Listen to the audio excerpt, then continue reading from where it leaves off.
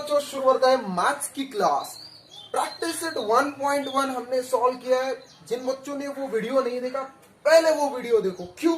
क्योंकि उसमें कवर किए हमने इंट्रोडक्शन टू सेट थियरी और कुछ सिंपल एग्जांपल्स भी हमने सॉल्व किए प्रैक्टिस सेट 1.1 के। आज हमें सॉल्व करना है प्रैक्टिस सेट 1.2। बट उसे शुरू करने से पहले कुछ और बेसिक चीजें आपको पता होना जरूरी है, जैसे सिंगलटन सेट क्या होता है, नल सेट या एम्प्टी सेट क्या होता है, तीसरी बात फाइनाइट सेट क्या होता है और चौथा इनफाइनाइट सेट क्या होता है। इन चार बातों का समझ गए तो प्रैक्टिस सेट 1.2 की धज्जियां ऐसे ही उड़ जाएगी। चलो वन बाय वन शुरू करते हैं। पहली बात, सिंगलटन सेट, इसके नाम से ही समझ में आ रहा है यार, सिंगलटन मतलब बेचारा अकेला है। जिस सेट में सिर्फ एक ही एलिमेंट होता है उसको कहते हैं सिंगलटन सेट। मतलब उन दो करली ब्रैकेट्स के बीच में कोई अकेली चीज फंसी है तो उसको कहेंगे सिंगलटन सेट। वो चीज जीरो भी हो सकती है, मतलब एक ऐसा सेट कि जिसका एलिमेंट सिर्फ एक ही हो, वो कुछ भी हो सकता है, X Y Z, Sunday Monday Tuesday, कोई एक फ्लावर, कोई एक नंबर, जीरो, कुछ भी हो लेकिन अकेला होना चाहिए। जब सेट में होता है अकेला तो उसको कहते हैं सिंगलटन सेट। ये बात फिट हो गई दिमाग में, हटाओ इसको। Next, null set, empty set, मतलब अगेन उसका नाम ही बता रहा है कि ऐसा सेट जिसमें कोई एलिमेंट ही नहीं है, जीरो भी नहीं है।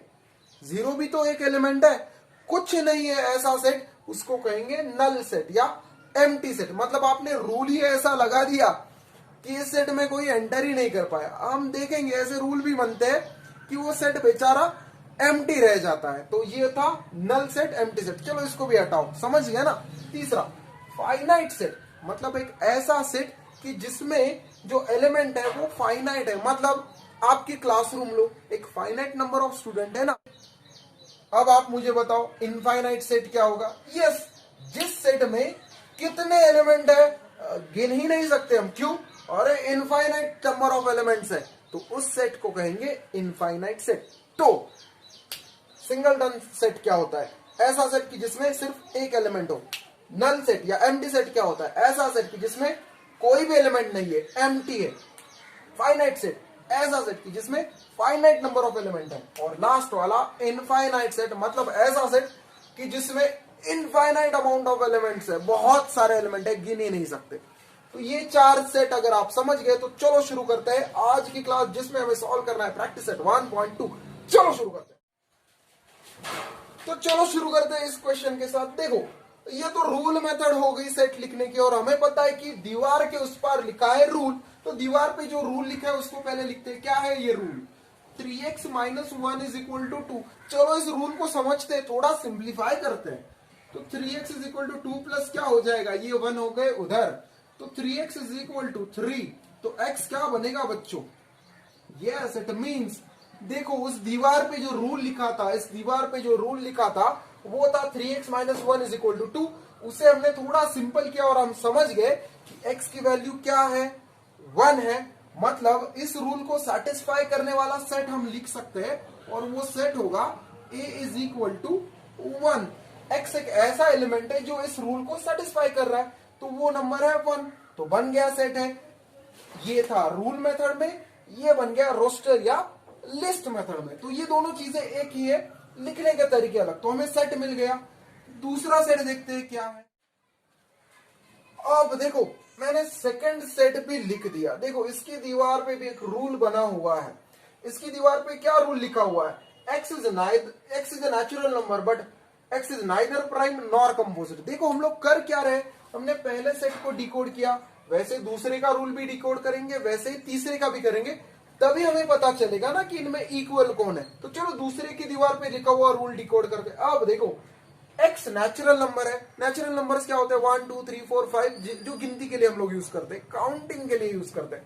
तो x 1 2 3 4 5 इंफिनिटी तक कुछ भी हो सकता है। लेकिन और एक क्राइटेरिया लगा दिया उसके ऊपर कि वो प्राइम भी नहीं है।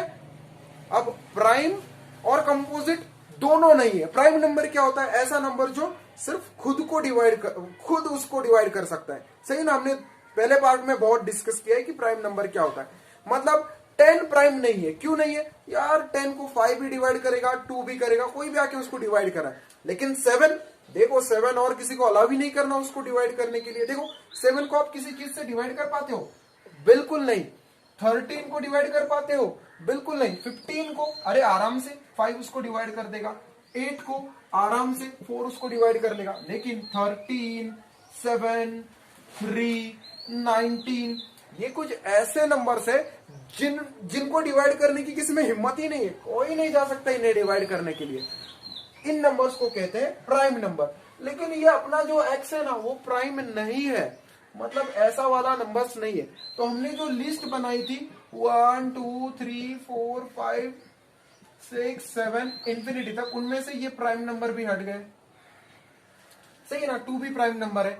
अब देखो और एक क्राइटेरिया लगाया, वो कंपोजिट भी नहीं है। कंपोजिट भी नहीं है, कंपोजिट का मतलब ऐसा नंबर जो दो नंबर्स को मल्टीप्लाई करके हमें मिलता है। मतलब देखो 6 मिल सकता है, 2 इंटू 3 8, 2 इंटू 4, ठीक है ना, ऐसे नंबर्स को कहते हैं कंपोजिट नंबर्स।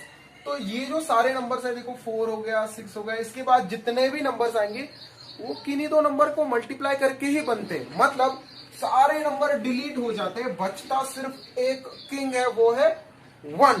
मतलब ये एक ही नंबर है जो इस क्राइटेरिया को फुलफिल करता है। इसलिए मेरा सेट क्या बनेगा बच्चों, इस सेट में आएगा सिर्फ एक नंबर जो है 1, क्योंकि 1 ही ऐसा नंबर है जो इस क्राइटेरिया को, इस दीवार पे लिखे हुए रूल को सेटिस्फाई करते हैं। चलो लिखते हैं तीसरा। देखो मैंने थर्ड सेट लिख लिया। अब देखो इसकी दीवार पे भी कुछ रूल लिखा हुआ है, पहले उसको डिकोड करते हैं। क्या कहा है, एक्स नेचुरल नंबर है, और मैंने कहा था नेचुरल नंबर मतलब जो काउंटिंग के लिए यूज करते हैं 1 2 3 इंफिनिटी तक, 1 2 3 ऐसे चाहे जहां तक जाओ। बट अगला ही क्राइटेरिया हमें रोक रहा है। अगला क्राइटेरिया क्या बोल रहा है, बेटा रुक जाओ, कहां तक, एक्स छोटा है किससे, 2 से, एक्स इज लेस देन 2, मतलब 2 और उसके के आगे के सारे नंबर्स हो गए गायब। क्यों, वो सब 2 से बड़े हैं और हमें चाहिए 2 से छोटा नंबर, तो बचा सिर्फ एक ही, वो कौन है, 1। मतलब ये अकेला नंबर है जो इन दोनों क्राइटेरिया को सेटिस्फाई कर रहा है। कैसे, वो नेचुरल नंबर भी है, हम लोग उसको काउंटिंग के लिए यूज करते हैं, 1 2 3 4 नेचुरल नंबर भी है, और लेस देन 2 भी है। मतलब सेट सी बनेगा तो उसमें ये बेचारा अकेला आएगा, दैट इज 1। आप में से कोई बता सकता है इस टाइप के सेट को क्या कहते हैं? यस, सिंगलटन सेट कहते हैं, क्योंकि इसका एलिमेंट सिर्फ एक ही होता है। वो कुछ भी हो सकता है, 5 6 7 8 9 0 कुछ भी, बट जब भी सेट में सिर्फ एक एलिमेंट होता है तो उसको कहते हैं सिंगलटन सेट। अब हमें देखना है कि ये तीनों इक्वल है क्या। देखो जो हमें पहले सेट मिला वो भी 1 था, जो दूसरा मिला वो भी 1 था, जो तीसरा मिला वो भी 1 है। तो मैं लिखूंगा फ्रॉम 1 2 एंड 3। मेरा कंक्लूजन यह है कि set A is equal to set B is equal to set C. सही है ना, देखो तीनों सेट है 1 1 1, मतलब तीनों सेट इक्वल सेट्स है। बात को समझ गए? चलो नेक्स्ट एग्जांपल सॉल्व करते हैं। इसमें भी कोई सेट दिया है, पहले उसको सिंप्लीफाई करेंगे और फिर चेक करेंगे इक्वल है नहीं है। चलो करते हैं। ये रहा इवन प्राइम नंबर्स। अब मैंने कितनी बार बताया आपको, प्राइम नंबर क्या होते हैं, ऐसे नंबर की जिनको डिवाइड करने की किसी में हिम्मत नहीं है, सिर्फ वो खुद छोड़ के और 1 छोड़ के। चलो देखते हैं। अब देखो अगर आप ऑब्जर्व करोगे तो सारे प्राइम नंबर्स ऑड होते, सिर्फ अकेले को छोड़ के, और वो अकेला है 2। 2 एक अकेला प्राइम नंबर है जो इवन है। बाकी आप पूरा लिस्ट बनाओ, इंफिनिटी तक जाओ, आप ऑब्जर्व करोगे कि सारे के सारे प्राइम नंबर कैसे हैं, ऑड नंबर्स हैं। तो इवन प्राइम नंबर सिर्फ एक है और वो है 2। तो इस सेट को हमने सिंप्लीफाई कर दिया।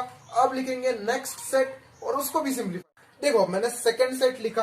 अब देखो इसकी दीवार पे, इसके वॉल पे क्या रूल लिखा है, 7x - 1 इज इक्वल टू 13। पहले रूल को समझते हैं, तो मैं लिखूंगा therefore 7x - 1 is equal to 13। तो 7x इज इक्वल टू क्या होगा, 13 plus 1। 7x is equal to, yes क्या होगा 7x, 14। यस, अब देखो x क्या बनेगा, फिर x बनेगा 14 डिवाइडेड बाय 7। अरे वाह, तो x क्या बने, 7 2 जा 14। तो अपना सेट क्या होगा बच्चों, therefore set B will be, x की जगह पे क्या आएंगे 2, क्योंकि 2 एक ऐसा नंबर है जो इस रूल को सेटिस्फाई कर रहा हूं। तो देखो सेट ए भी बना 2 और सेट बी भी बना 2, तो ए 1 एंड 2 से क्या कंक्लूड कर सकते हैं? फ्रॉम 1 एंड 2 दोनों सेट इक्वल है, यही हमारा कंक्लूजन हो जाएगा। सही। अब देखो ये बहुत इंटरेस्टिंग क्वेश्चन है। क्यों? देखो इसमें रूल क्या लिखा है, A is a number which is less than 0। अब देखो इसकी दीवार पे जो रूल लिखा है उसको ठीक से समझते हैं। नेचुरल नंबर्स क्या होते हैं जिनको हम लोग गिनती के लिए यूज करते हैं? 1 2 3 4 5 6 7 8 9 10। अब देखो ये लेस देन 0 कभी हो सकते, कभी नहीं हो सकते। मतलब ऐसा नंबर जो नेचुरल है और 0 से कम है, ऐसा नंबर ही एग्जिस्ट नहीं करता। मतलब ये जो कंडीशन है, इससे जो सेट बनेगा, इससे जो क्लासरूम बनेगी, उस क्लासरूम में कोई एंटर ही नहीं कर पाएगा। क्यों? अरे ये रूल सेटिस्फाई करने वाली चीज एग्जिस्ट ही नहीं करती। मतलब ये क्लासरूम हमेशा एम्प्टी रहेगी, नल रहेगी। इसलिए ये जो सेट ए है ये हमेशा के लिए क्या रहेगा? एम्प्टी रहेगा। मैं लिखता हूं यहाँ पे नल सेट, या आप लिखो एम्प्टी सेट। क्या लिख सकते हो? एम्प्टी सेट, क्योंकि कोई उसके अंदर आने का क्राइटेरिया सेटिस्फाई ही नहीं कर पाएगा। समझ गए? चलो नेक्स्ट वाला देखते हैं क्या है और क्या सेट। अब देखो ये रहा सेट बी। पहले इसकी दीवार पे लिखा हुआ रूल क्या है वो समझते हैं। Therefore x square is equal to 0। दोनों साइड का स्क्वायर रूट लेंगे तो क्या होगा? Therefore x is equal to 0। मतलब 0 एक ऐसा नंबर है जो इस क्राइटेरिया को सेटिस्फाई कर रहा है। तो मैं लिखूंगा Therefore b is equal to ऐसा सेट जिसका एलिमेंट है 0। अब ठीक से समझो, ये एम्प्टी सेट है क्योंकि इस बेचारे के नसीब में 0 भी नहीं है। 0 भी ये क्राइटेरिया सेटिस्फाई नहीं कर पा रहा, बट इस क्राइटेरिया को 0 ने सेटिस्फाई कर लिया, इसलिए सेट बी को एक एलिमेंट मिल गया। वो क्या एलिमेंट है? 0। आप ठीक से सुनो, कुछ बच्चों को लगता है ये एम्प्टी सेट है, ये नल सेट है। बिल्कुल नहीं बच्चों, इसमें एक एलिमेंट है 0, तो ये नल सेट नहीं है। देखो मैंने सेट सी भी कॉपी कर लिया। अब आपको देखना है इसकी दीवार के ऊपर क्या रूल बनाया हुआ है। चलो उसको समझते। क्या बोल रहा है वो? 5x - 2 = 0। सिर्फ इतना ही नहीं, और भी एक क्राइटेरिया है कि x बिलोंग्स टू और x is an element of natural number. मतलब x नेचुरल नंबर भी होना चाहिए और इस इक्वेशन को भी सेटिस्फाई करना चाहिए। चलो पहले इसको सिंप्लीफाई करते हैं। तो 5x क्या होगा बच्चों? ये 2 उधर गए, फिर x क्या बने? 2 / 5 बन गए ना। देखो पहला क्राइटेरिया इसने सेटिस्फाई किया कि x बने 2 / 5। अब बताओ ये कोई नेचुरल नंबर है? नेचुरल नंबर कैसे होते हैं? 1 2 3 4 5।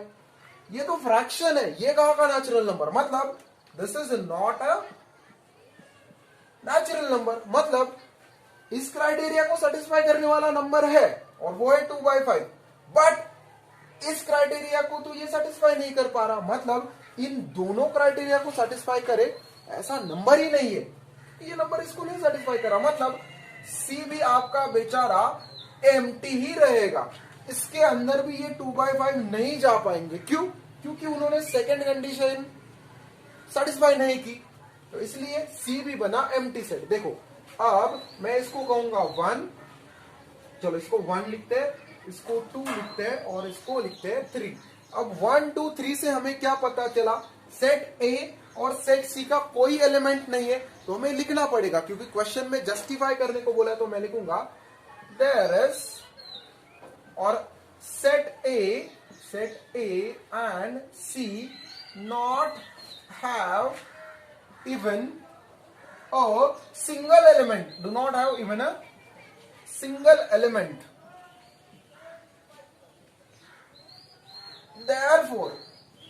therefore set A and set C are null or empty set।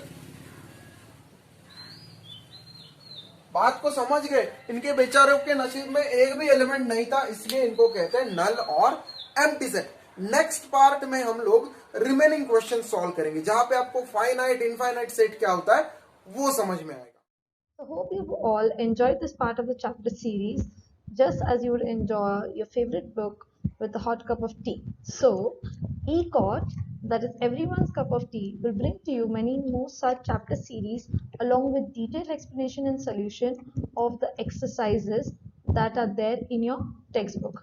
We We wish to bring to you this and more at zero cost so that the hardest chapters become your cup of tea.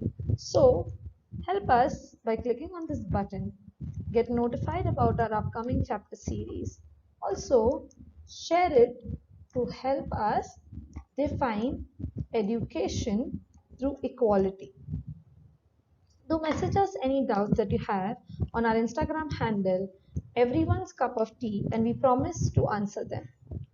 Thank you and keep sipping. Bye.